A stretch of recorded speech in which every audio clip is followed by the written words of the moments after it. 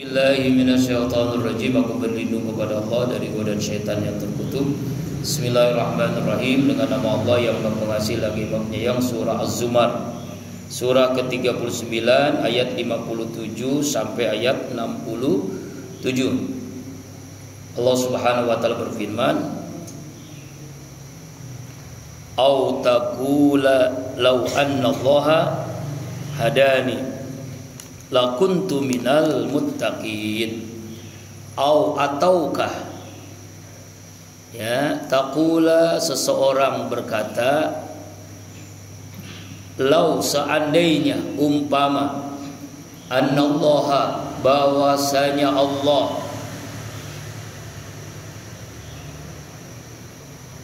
pantesan salah ini, hadani, memberikan petunjuk kepadaku, hidayah kepadaku, lakuntu, tentu aku, minal muttaqin, termasuk orang-orang yang bertakwa. Apa ini tiba-tiba kok begini ayatnya? Nah, ini dalam tafsir ilmu ulumul Quran ada namanya munasabah ayat, keterkaitan ayat 57 dengan ayat sebelumnya. Nanti suatu saat insya Allah di Qalbun Salim ada seorang doktor tafsir yang insya Allah lebih kompeten menjelaskan apa sih munasabah itu. Jadi secara ringkas, munasabah itu artinya keterkaitan ayat dengan ayat, surah dengan surah. Jadi indahnya Al-Quran, semua ayat, semua surah itu pasti ada hubungan yang sangat erat. Nah, ayat 57 ini, ya kan, tiba-tiba kok begini. Nah, kita lihat ayat sebelumnya baru jelas, yaitu dari ayat 53, 54, 55, 56, baru 57 jelas maksudnya apa. Saya langsung terjemahnya saja karena sudah dibaca ayatnya panjang, ya, yaitu tentang masalah ayat orang-orang yang bertobat kepada Allah. Katakanlah Muhammad, wahai hamba-hambaku yang melampaui batas terhadap diri mereka sendiri, keterlaluan dalam maksiat, sudah banyak dosa tuh. Janganlah kamu berputus asa dari rahmat Allah. Sesungguhnya Allah pasti mengampuni dosa-dosa kalian semua. Sungguh Allah Maha Penyayang lagi, Maha Pengampun lagi Maha Penyayang. Ayat 54, dan kembalilah kepada Tuhanmu Allah dan berserah dirilah kepada Allah sebelum datang azab kepadamu, kemudian kamu tidak dapat ditolong. 55, dan ikutilah sebaik-baik apa yang telah diturunkan kepadamu Al-Quran dari Tuhanmu sebelum datang azab kepadamu secara mendadak sedang kamu tidak sadar. Nah, apa tujuannya? Agar jangan ada orang yang mengatakan, alangkah besar penyesalanku atas kelalaianku dalam menunaikan kewajiban kepada Allah, dan sungguh aku termasuk orang-orang yang ngejek, mengolok-olok agama Allah Subhanahu wa taala. Jadi jawabannya begitu, Pak. Jadi ini azab turun tiba-tiba, gempa bunyi, gempa bumi, longsor, banjir, atau apapun tiba-tiba. Kemarin di Luwiliang ada puting beliung kan, tiba-tiba itu kan, Pak. Padahal udah lama musim kemarau, tiba-tiba hujan, ya, puting beliung. Itu nggak seberapa dibandingkan angin tornado di Amerika. Kan tiba-tiba itu kan, musibah tiba-tiba. Kenapa begitu? Karena ya di akhirat nanti ada orang tuh nyesel, ya, dia udah di akhirat, sudah di alam kubur, di padang mahsyar, nyesel. Lalu nyeselnya begini, aku ini dulu sering ngejek, mengolok-olok agama, sering ngejek masalah Al-Quran, masalah hijab, apa itu jilbab, itu ya, ya lebih baik pakai konde dibandingkan jilbab. Dulu kan ada orang ngomong gitu kan, ngejek dia, lebih baik seruling daripada ajan. Astagfirullahaladzim, ini ngejek nih, ngejek masalah agama, ngolok, dia kan disiksa nih, ya. Nah, ketika disiksa, orang-orang yang disiksa tuh, baik itu nanti di padang mahsyar, orang kafir, orang munafik, lalu ngomong begini, baru ayat 57 nih, au taqula law anna Allah hadani lakuntu minal muttaqin. Ya, atau dia mengatakan seandainya. Nah, kalimat seandainya kan gak mungkin. Jadi kalau kita menemukan kalimat lau, seandainya, umpama, misalnya, itu nggak mungkin. Ya udah di akhirat. Orang di akhirat itu orang nyesel tuh udah nggak ada. Ya, ya udah nggak mungkin kembali lagi. Kalau nyesel itu ya waktu hidup. Kita maksiat dosa ya waktu hidup nih. Pokoknya sebelum kita sakaratul maut nyesel kita tobat, Allah pasti ampuni. Sebanyak apapun dosa kita, Allah pasti ngampuni. Ya. Nah kalau di akhirat, lau, seandainya, apa seandainya? Annallahu hadani lakuntu minal muttaqin. Seandainya Allah berikan hidayah kepadaku, pasti aku menjadi orang bertakwa. Ya dong, ya udah di akhirat pengen jadi orang bertakwa. Ya sudah terlambat, udah gak terlambat. Orang-orang di akhirat walaupun nangis darah ya, bukan nangis biasa, nangis darah nih Pak.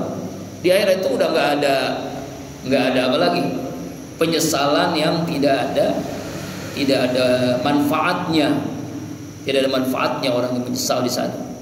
Itulah pentingnya kita memahami Al-Quran ini, kita amalkan. Jadi bukan hanya kita membaca, memahami, lalu kita terjemahkan dalam keseharian kita. Rasulullah SAW saja yang sudah dijamin ampunan dosa, udah dijamin Pak, dosanya itu diampuni. Tapi setiap harinya bertobatnya 70 kali sampai 100 kali. Dan kalau Nabi taubat Pak, bukan nyengir, nangis. Kalau Nabi itu taubat nangis. Kalau sholat kakinya bengkak karena saking lama berdiri ruku sujudnya, sholat tahajudnya. Ada di sini jamaah Nurul Jihad yang kakinya bengkak. Ada samurai. Bukan habis tahajud. Kenapa bang? Kok bengkak kakinya habis tahajud? Wah luar biasa. Mamit habis tahajud. Allahu Akbar. Nggak mungkin gitu ya. Kita malu sama Nabi ya. Ibadah kita nggak seberapa, pengen masuk surga. Nabi yang udah ibadahnya begitu, udah dijamin masuk surga, ngasih banget, luar biasa ibadahnya, masya Allah. Nah, penyesalan yang tidak ada manfaatnya ketika nyesal di akhirat. Ya, nah, gitu. Mari kita lihat 58. Au taqula hina taral azab law anna li karratan fa akuna minal musinin. Tuh.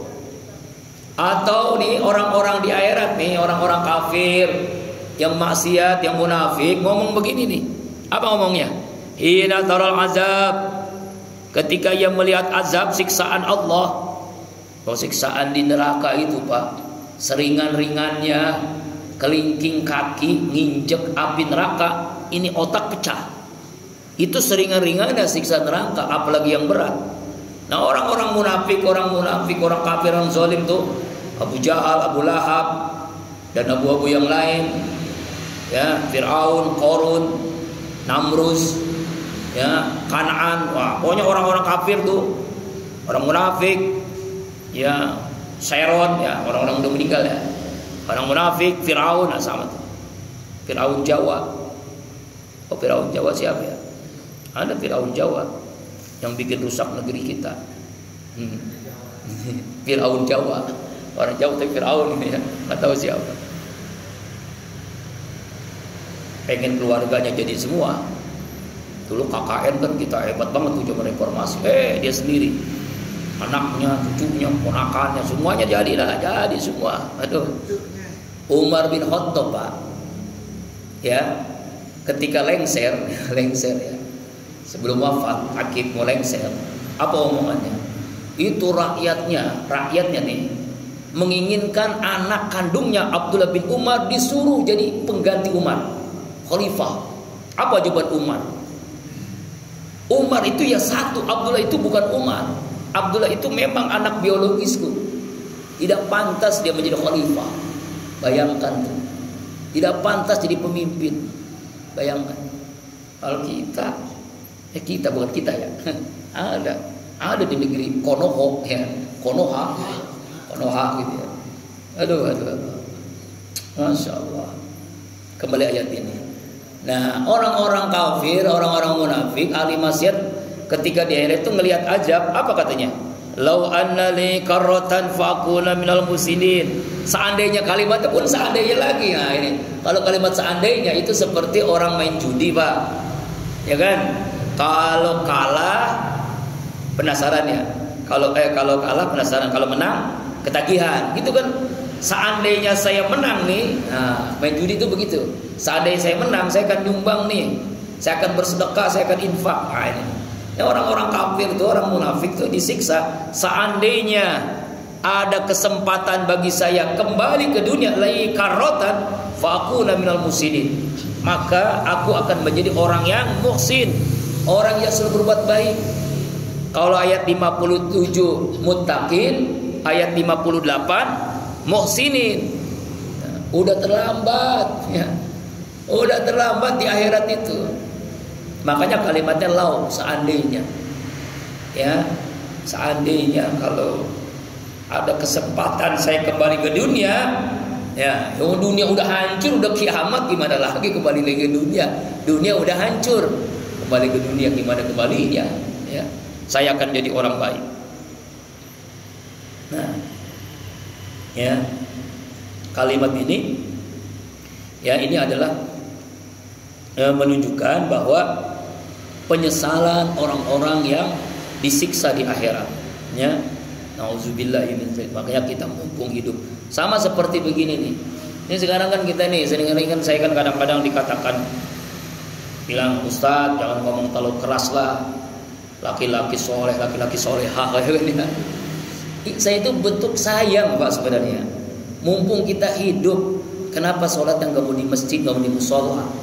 Ini almarhum Ustaz tadi ngomong nih, laki-laki soleh sholatnya di masjid, laki-laki solehah sholatnya di rumah. Ya kan? Kenapa dia solehah? Dia memang menjalankan sholat, tapi masih solehah, belum soleh. Sebab ketika kita nanti, Pak, kita mati ini kita nih, kita mati nih. Kita kan berarti di depan imam apa di belakang imam? Di depan imam. Nyesel nggak tuh? Nyeselnya nanti ketika mati. Mumpung saya belum menyesal, kita ngomong begitu, gitu kan ya. Lebih baik kita sholat di belakang imam apa di depan imam, terserah. Ya kan? Ada orang pengen sholatnya, pengennya di depan imam terus gitu. Makanya dia sholatnya selalu di rumah. Ya kan ya? Ada bapak-bapak, aduh, masa padahal kuat, sehat, sholatnya selalu di rumah. Iya, memang gue pengen sholat nanti sekali-kalinya di masjid, sholatnya di depan imam. Berarti jadi almarhum baru nyesel tuh. Mumpung kita hidup, makanya ya, walaupun bahasa kasar tuh bahasa kasih sayang. Almarhum Ustaz Arifin, Pak, sakit, udah di dalam ICU, sudah pakai kursi roda.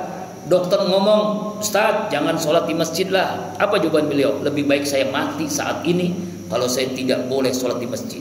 Bayangkan tuh, sakit, kursi roda, sudah luar biasa, sudah lemah semua, tapi tetap ke masjid. Kita sehat, masih ada alasan gak mau ke masjid. Kenapa alasannya? Satu, al-malasu. Males doang dah. Males kan setan ini. Nauzubillahimin. Dulu ada zaman Nabi itu namanya Abdullah Umi Maktum, minta dispensasi. Ya Rasulullah, saya ini buta, apakah saya tetap berjamaah ke masjid? Apa jawaban Rasulullah? Hai sahabatku, dengar aja enggak? Kalau dengar aja dengar, karena saya nggak tuli. Kamu tetap wajib ke masjid. Yang buta aja disuruh ke masjid, Pak, kata Nabi. Apalagi yang tidak buta, tidak cacat. Ya Allah, malu kita. Kadang kita jalan olahraga 10 kilo kita mampu, kuat. Ke masjid 10 meter nggak kuat. Ya Allah, berat banget ini kaki ini. Goes berapa tuh? 30 kilo mampu. Ke masjid di depan rumahnya nggak mampu. Nauzubillahimin. Nah, mumpung kita hidup, Pak, penyesalan itu nanti di akhirat. Kalau di dunia menyesal nggak apa-apa, ya nggak apa-apa. Supaya kita semangat lagi berjamaah. Ini kan banyak yang dengar kan, ya, bapak-bapaknya. Mudah-mudahan suatu saat Masjid Nurul Jihad sholat subuhnya sebanyak sholat Jumat. Amin. Iya kan? Kayak di pesantren Temboro, Pak, 5 waktu jamaahnya sama dengan sholat Jumat. 5 waktu. Di Temboro di pesantren itu Al-Fattah namanya. Masya Allah. 5 waktu jamnya sama dengan sholat Jumat. Jadi ketahuan kalau ada jamaah yang nggak sholat berjamaah pasti dia sakit. Sakit itu udah parah. Begitu Pak, saking gitu. Makanya alhamdulillah sampai Kebun Salim rajin-rajin tidur. Makanya nanti subuh mulai minggu depan ya, bukan minggu besok, kita ada kuliah subuh di Kebun Salim 2 hari, bahkan bisa jadi 3 hari. Tetap ngaji tafsir, tapi surahnya beda, yaitu hari Senin subuh, hari Rabu subuh, dan hari Kamis subuh. Tapi Kamis ketiga dan keempat, karena Kamis pertama kedua di Gandaria. Ya, kalau konsumsinya ya air mah ada lah, kalau air mah. Ya, jadi kalau Bapak pengen ikut ngaji tafsirnya setiap hari ada. Jadi Senin subuh, Rabu subuh, dan Kamis subuh. Lalu ada yang nanya, at-taubah enggak? Sementara tidak ada untuk minggu depan. Tapi kalau besok masih ada. Ya. Kenapa? Karena santri Kebun Salim semakin hari semakin banyak. Alhamdulillah saya sudah kerjasama dengan kampus IID, Institut Agama Islam Depok, dengan rektornya langsung. Dan sebentar lagi 2025 akan menjadi Universitas Islam Depok. Alhamdulillah, satu-satunya Universitas Islam Depok. Ya kan? Jadi saingannya udah tingkat universitas. Jadi di Depok ini ada beberapa universitas nanti. Universitas Indonesia yang di Depok maksudnya. Universitas Indonesia, Universitas Islam Internasional, Universitas Gunadarma, dan Universitas Islam Depok ada di Sawangan. Dulu namanya Staiska Al-Karimiyah. Nanti UID tahun 2025. Makanya, kalau UIN makan Ciputat. Walaupun itu numpang di Depok, numpang dia. Ya, wilayahnya wilayah Depok, tapi dia UIN Jakarta kan. Jadi Jakarta itu nggak punya UIN Pak. Itu Tangerang tuh, di Ciputat Tangerang. Di sekarang di Bojongsari itu juga UIN, tapi namanya UIN Jakarta kan, numpang tempat namanya. Nah, sekarang ini memang orang Depok sendiri yang diriin namanya, orang Sawangan sini yang diriin. UID namanya, Universitas Islam Depok 2025. Makanya mulai ajaran baru Kebun Salim bukan tidak ya, sementara tidak menerima dari SEBI itu, karena banyak nanti dari fakultasnya pun banyak, nama universitas kan banyak yang sudah kerjasama. Jadi mohon maaf teman-teman santri Kebun Salim yang saat ini pengen temannya masuk, kita sementara gak terima dulu. Nah namanya banyak, nanti kan kemungkinan kita harus banyak lokasi, harus banyak tanah, harus banyak bisa bebasin tanah, bisa bangun asrama lagi kan. Mudah-mudahan Allah berikan kemudahan. Ya, saya wafat jadi ada apa? Ada bekasnya amal jariah. Begitu kan? Insya Allah. Jadi nanti mulai minggu depan ngajinya di Kebun Salim. Tapi sini tetap. Jadi Senin, Rabu, dan Kamis di Kebun Salim. Senin, Rabu, dan Kamis. Kecuali Kamis pertama kedua karena saya sudah dikontrak di Jakarta. Tapi kalau Bapak mau ikut silakan. Bisa ketemu orang-orang hebat, profesor, ketemu doktor, Profesor Amin Rais, ya, Dr. Supardi, gitu. Ngajinya udah benar-benar harus persiapannya matang, insya Allah ya. Jadi informasi. Jadi besok terakhir di At-Taubah terakhir. Karena itu karena udah kerjasama kita, udah kerjasama. Dan kalau udah kerjasama kan ada MOU namanya, MOU. Ya, dan memang kenapa kerjasamanya saya tidak sampaikan, karena memang saya dosen tetap di Fakultas Syariahnya, di Fakultas Syariah jurusan HKI Hukum Keluarga Islam. Jadi dosen tetap. Jadi sudah punya nomor home base namanya, nomor tetap jadi dosen, tinggal sertifikasinya. Kapan? Umurnya udah 50. Lewat sertifikasi paling berapa tahun? Ya masih ada ya, mudah-mudahan lagi diurus, sertifikasi masih diurus. Ya Allah, orang-orang udah sertifikasi udah berapa tahun, kita baru ngajuin. Karena kampusnya baru. Ya baik, Bapak yang muda-muda tuh Masya Allah, yang semangat-semangat yang muda-muda. Allah doain ya bisa istiqomah Masya Allah. Nah kembali lagi ayat yang kelima. Jadi penyesalan di akhirat itu nggak ada manfaatnya. Ayat 59. Bala qad ja'atka ayati fakazzabta biha wastakbarta wa kunta minal kafirin. Tidaklah Sungguh telah datang kepadamu hai orang-orang kafir ayat-ayatku. Fakadzabta, lalu kamu mendustakan biha terhadap kebenarannya. Wastakbarta, kamu sombong. Wa kunta minal kafirin, dan kamu adalah bagian daripada orang-orang kafir. Jadi artinya orang-orang yang disiksa nanti di akhirat, dia minta kembali ke dunia menjadi orang bertakwa, menjadi orang muhsinin, udah nggak ada lagi, udah nggak ada apa? Udah nggak ada kesempatan lagi karena udah di akhirat. Kenapa? Karena mereka ini ya datang ayat-ayat Allah, mereka mendustakan, mereka sombong ayat-ayat Allah, sombong, tidak mau beriman kepada Al-Quran. Wa kunta minal kafirin, dan kau adalah orang-orang kafir. Itu maksudnya. Ayat 60. Wa yaumal qiyamati taral ladzina kazzabu 'ala Allah wujuhum muswaddah. Pada hari kiamat nanti kamu lihat orang-orang yang mendustakan Allah kepada Allah, wujuhum, wajah mereka muswaddah, hitam pekat.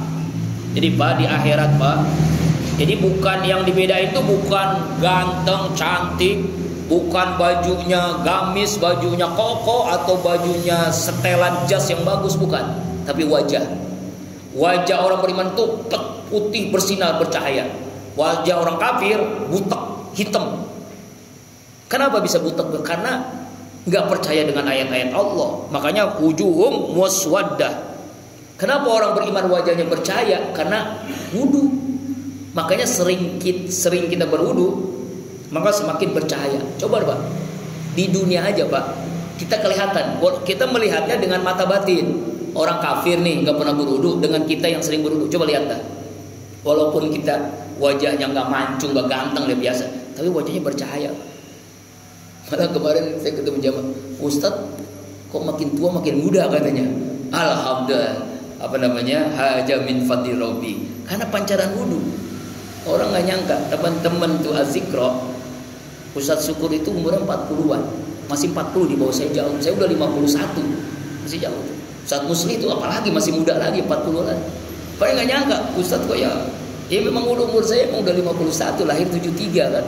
Itulah karunia Allah, karena Allah berikan karena sering wudu, batal wudu. Nah nanti di akhirat seperti itu, bercahaya Pak, cahaya terang benderang. Bagaimana supaya dapat cahaya yang terang benderang? Sebelum azan sudah di masjid, wah itu lebih benderang lagi tuh. Ya kan, lebih bercahaya lagi. Nah orang-orang kafir kebalikannya, wajahnya muswaddah, hitam pekat. Wah, kalau kita pernah ngelihat Gundurwo film gitu, film-film yang orang-orang setan-setan yang hitam lah. Nah orang kafir lebih daripada itu, muswaddah. Jadi muswaddah itu hitam pekat. Pernah nggak ngelihat pantatnya kalau kita kuali tuh, nah kan ya? Wah, itu banget kan. Nah orang kafir itu lebih daripada itu. Kalau Bapak pernah haji umroh melihat orang-orang Afrika kan hitam ya. Orang kafir lebih daripada itu. Saking hitamnya jelek, wow lagi, wow. Wajahnya udah nggak enak dilihat. Alaysa fi jahannam maswal mutakabbirin. Nah, bukankah di dalam neraka jahanam itu tempat kembali buat orang-orang yang sombong? Orang-orang yang sombong tuh. Nauzubillahi min dzalik. Wa yunazzillahu alladziina taqaw bi mafazatihim, ayat 61. Dan akan diselamatkan oleh Allah orang-orang yang bertakwa bi mafazatihim, karena kemenangan mereka. La yamassuhum su'un wa la hum yahzanun. Tidak akan menimpa mereka keburukan azab dan mereka tidak bersedih. Ya, orang-orang bertakwa ya diselamatkan oleh Allah. Makanya kita beribadah itu cari ridho Allah, cari rahmat Allah. Jadi begini Pak ya, tingkatan orang beribadah nih. Ada orang beribadah karena pahala, nggak apa-apa. Itu orang awam tuh, seperti pedagang. Kan pedagang begitu kan? Dagang pengen untung, wajar, boleh. Silakan Bapak cari pahala sebanyak-banyaknya. Tapi ini masih rendah. Ada yang kedua, ibadah budak. Tahu ibadah budak? Dia melaksanakan ibadah karena takut disiksa di neraka. Nggak apa-apa, itu boleh, silakan. Tapi yang paling hebat adalah dia beribadah karena cinta kepada Allah, karena ingin mencari rahmat ridho Allah. Itu ibadah yang tertinggi tingkatannya. Seperti Robiyatul Al-Adawiyah, seorang sufi wanita, mantan WTS, pelacur, bertobat kepada Allah. Dia beribadah itu bukan karena ingin surga. Dia beribadah bukan karena takut neraka, dia beribadah karena cinta kepada Allah. Hasan Al-Basri ingin menikahinya, ingin menjadi istrinya. Dia melamar, "Hai Rabi'atul Adawiyah, saya melamarmu untuk jadi istriku." Apa jawaban Rabi'atul Adawiyah? "Laporlah kepada Allah." Bingung lapor kepada Allah. Kalau Allah mengizinkan kamu bisa melamarku, maka aku bisa menikahimu. Lapor kepada Allah. Allah, saya cemburu. Cemburu Allah. Allah cemburu nggak dengan saya kalau saya nikah? Begitu jawaban. Bingung. Ada nggak orang wanita begitu, Pak? Nggak ada. Itu ceritanya tentang al-mahabbah. Orang ibadah karena cinta. Itulah puncaknya ikhlas. Puncaknya ikhlas itu adalah ibadah karena cinta. Kita bisa nggak, Pak? Berapa itu, Pak? Tingkatan kita masih ingin surga, ingin neraka, takut neraka. Nggak apa-apa, boleh. Makanya doanya apa? Allahumma inna nas'aluka ridhoka wal jannah wa na'udzubika min sakhatika wan nar. Rasulullah mengajarkan gitu kan. Jadi tapi ridho dulu. Ya Allah, hamba ingin ridhomu dan surgamu. Ridho dulu baru surga. Kalau Allah ridho pasti surga, pasti, Pak. Nggak mungkin Allah ridho kepada kita, Allah masukkan neraka, nggak mungkin, pasti surga. Ya kan? Jauhkan hamba dari murka Allah dan neraka Allah. Ayat 62. Allah khaliqu kulli syai'i wa huwa ala kulli syai'i wakil. Allah lah pencipta segala sesuatu dan dialah Allah atas segala sesuatu, maha pemelihara. Makanya kita bersandar kepada Allah. Kita sandar ke tembok. Temboknya runtuh, maka kita pun akan jatuh. Kita bersandar kepada orang kaya jatuh miskin, maka kita bangkrut. Kita bersandar dengan pejabatnya pensiun, maka kita nggak bisa lagi. Bersandar kepada Allah, maka Allah tidak akan runtuh, Allah tidak akan roboh, Allah tidak akan pensiun. Kalau bersandar itu hanya kepada Allah. Makanya hasbunallah wa ni'mal wakil, ni'mal maula wa ni'man nasir, la haula wala quwata illa billah. Allah lah pencipta segala sesuatu dan Allah lah pemelihara segala sesuatu. Maka yakin kita, rezeki kita dijamin Allah, kesehatan kita dijamin Allah, kehidupan kita dijamin Allah, kematian kita pun sudah dijamin oleh Allah. Lahu maqalidus samawatil ard. Bagi Allah, milik Allah kunci-kunci perbahandaraan langit dan bumi. Jadi semua yang ada di langit dan bumi itu dalam genggaman Allah. Makanya kita harus selalu bertawakal kepada Allah. Dalilnya surah At-Tolaq, wa may yatawakkal 'ala Allah fa huwa hasbuh. Siapa orang bertawakal kepada Allah, Allah akan cukupkan kebutuhannya. Kebutuhan dunianya Allah cukupkan. Jangankan dunia, kebutuhan akhiratnya Allah cukupkan selama dia bertawakal kepada Allah. Makanya pentingnya kita tawakal. Saya dulu punya guru, ya, seorang ahli IT, ahli komputer. Dia dasi bersupilah, ya. Pengajiannya disebut dengan manajemen tawakal. Kalau Agim kan manajemen qalbu, dia manajemen tawakal. Jadi bagaimana kita tuh selalu bersandar kepada Allah. Masya Allah. Udah lama gak ketemu dia, orang luar biasa dia. Mudah-mudahan ketemu lagi. Jadi orangnya nggak terkenal, Pak. Maka orang-orang hebat tuh banyak yang terkenal. Bahkan saya sekarang berguru sama sufi berdasi. Dia kerja di kantor biasa, pakai dasi, pakai jas. Tapi ketika ngajar, Masya Allah, karya bukunya, Pak, Bajang udah baca tuh, Masya Allah, tebal-tebal bukunya tentang sufi. Allah Akbar. Sibuk dunia, tapi bisa nulis buku sampai tebal-tebal begitu. Gimana ceritanya, saya tanya. Antum tuh yang luar biasa. Saya ini nggak sibuk, nggak bisa nulis buku paling kecil doang kemarin kan. Ya, itu pun banyak kesalahannya. Nabi insya Allah tidak. Allah Akbar. Karena dekat, padahal karena tawakal. Kalau kita sudah bertawakal, padahal bulat, tawakal yang bulat, apapun urusan dunia akhirat kita pun mudah, Pak. Urusan apapun, urusan dunia kita dimudahkan oleh Allah. Yang penting tawakal. Kenapa? Karena Allah itu pemelihara. Karena Allah itu penggenggam kunci langit dan bumi, ya Allah kan.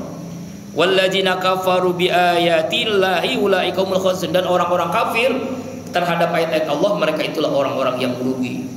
Jadi orang kafir itu pasti rugi dunia dan akhirat.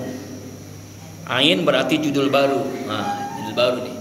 Qul katakanlah ya Muhammad 63. Afa ghairallahi ta'muruni a'budu ayyuhal jahilun. Apakah kepada selain Allah kalian akan menyuruhku agar aku menyembah wahai orang-orang bodoh? Nah itu kan. Jadi ini perintah Allah kepada Rasulullah sallallahu alaihi wasallam. Makanya kalimatnya diawali dengan kata qul. Qul huwallahu ahad. Qul a'udzu bil falaq, qul a'udzu bin nas, qul ya ayyuhal kafir kan.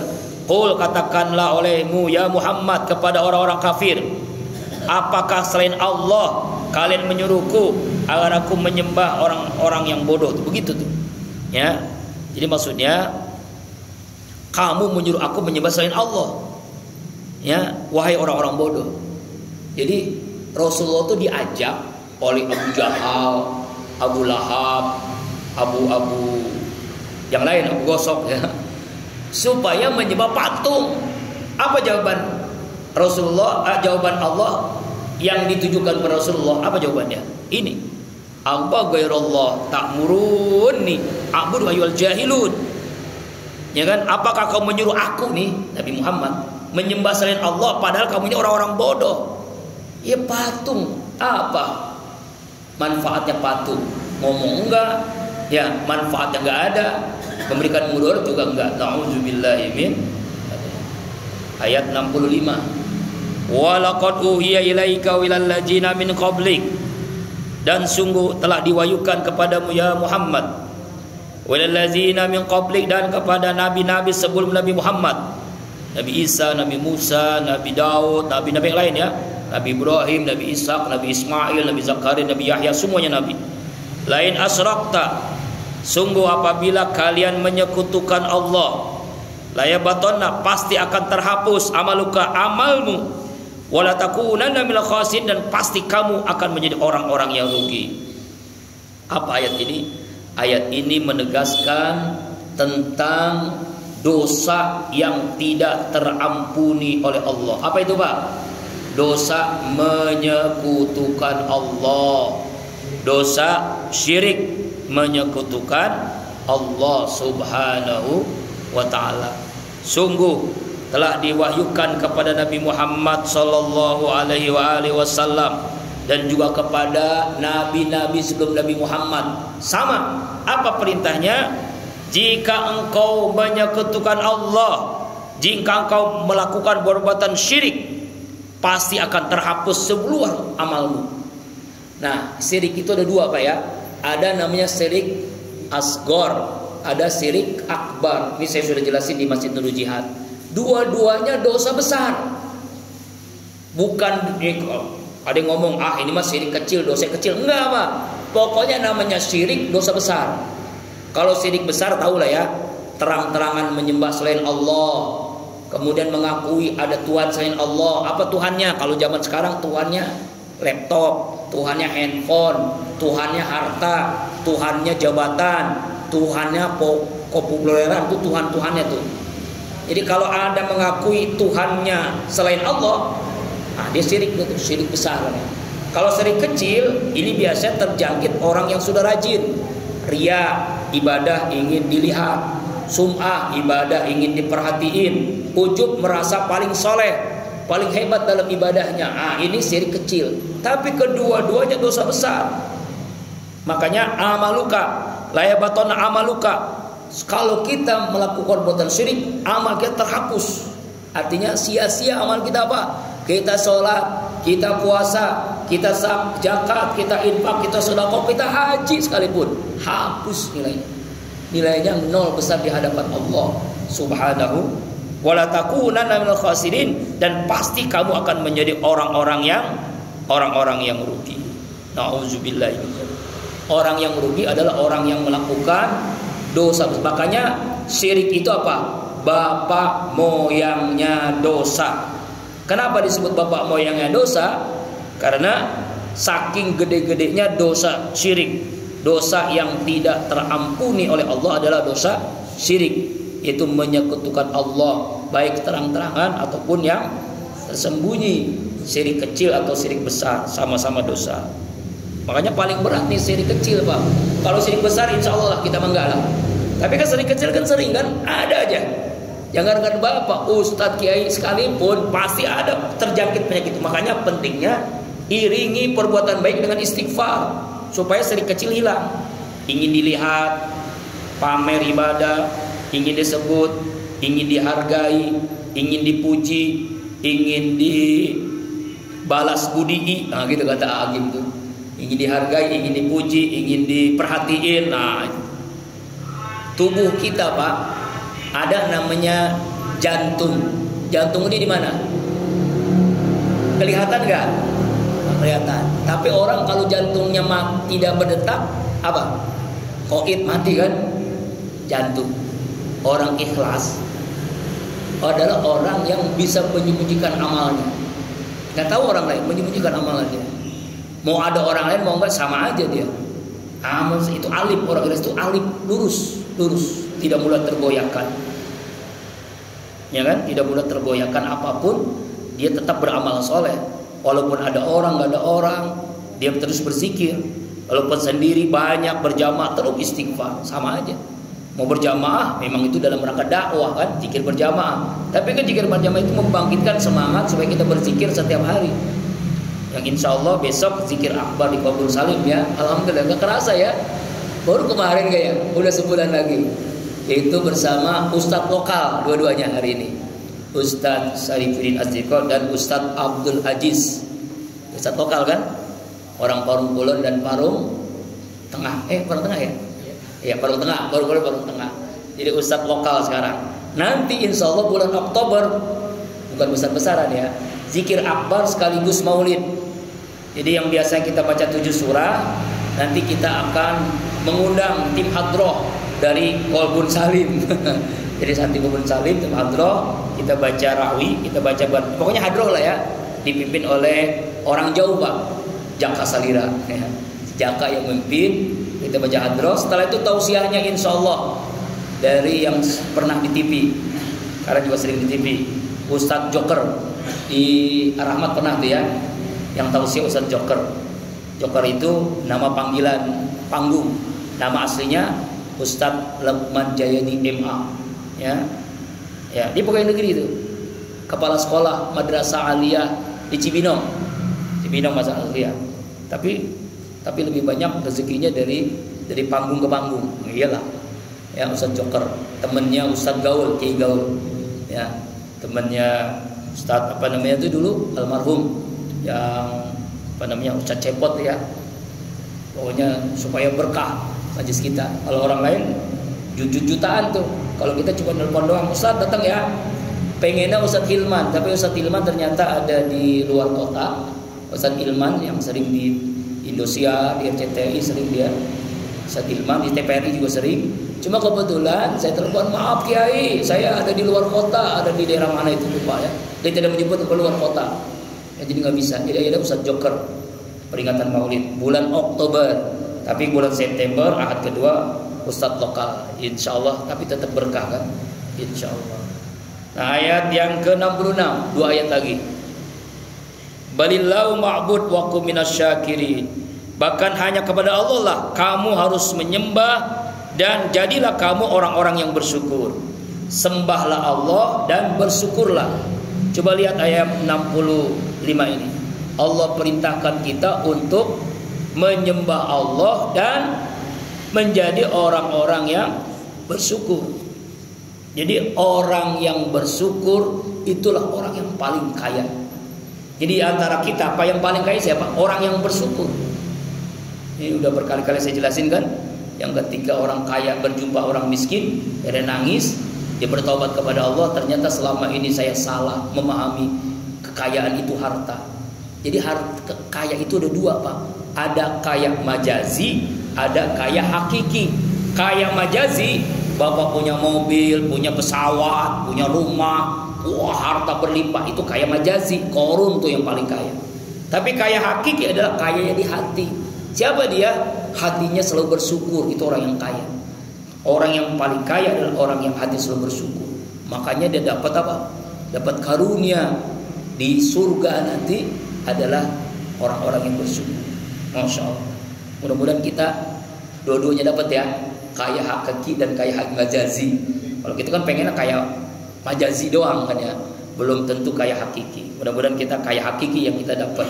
Kaya hakiki itu adalah orang yang bersyukur kepada Allah.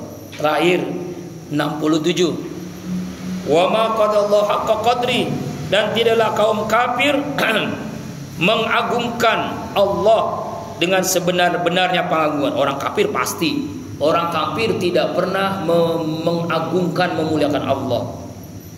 Wal ardu jami'an qabdatu yaumal qiyamah was samawati matwiyatun bi yamini, dan bumi seluruhnya adalah dalam genggaman Allah.